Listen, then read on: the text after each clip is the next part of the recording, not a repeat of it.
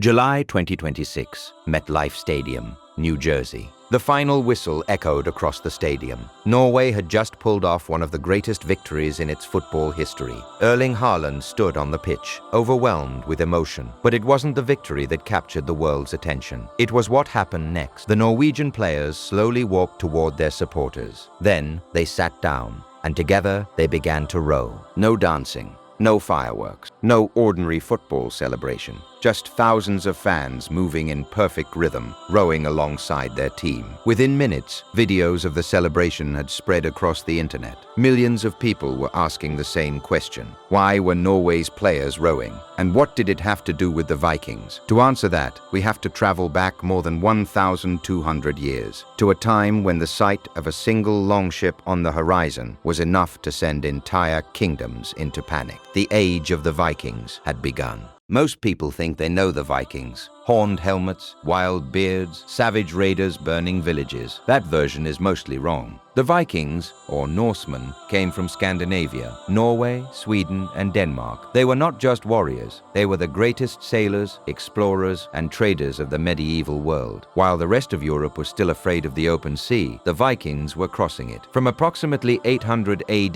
to 1100 AD, the Viking Age transformed the entire world. They sailed east, down the rivers of Russia, all the way to Constantinople. They sailed west, discovering Iceland, Greenland, and North America 500 years before Christopher Columbus. A Norse explorer named Leif Erikson set foot in North America around 1000 AD. The continent Columbus thought he had discovered had already been found. The Vikings did not just raid, they built cities, they established trade routes, they created legal systems. The city of Dublin in Ireland was founded by Vikings. Normandy in France was Viking territory. The Normans who conquered England in 1066 were descendants of Vikings. The word Russia itself comes from the Norse word Rus, the name Vikings gave to the region they settled. These were not savages. These were the most ambitious, most capable, most fearless people the medieval world had ever produced. The secret was the ship. The Viking longship was the most advanced naval technology of its time. It could sail in water as shallow as 1 meter deep, meaning it could travel up rivers that other ships could not enter. It could be carried overland between rivers, giving Vikings access to landlocked territories that no navy could reach. It was fast enough to outrun any vessel of its era, and it was designed so that it could be beached directly on shore, meaning Vikings could land silently on any coast, attack, and disappear before defenders could respond. The longship was not just a boat, it was a weapon.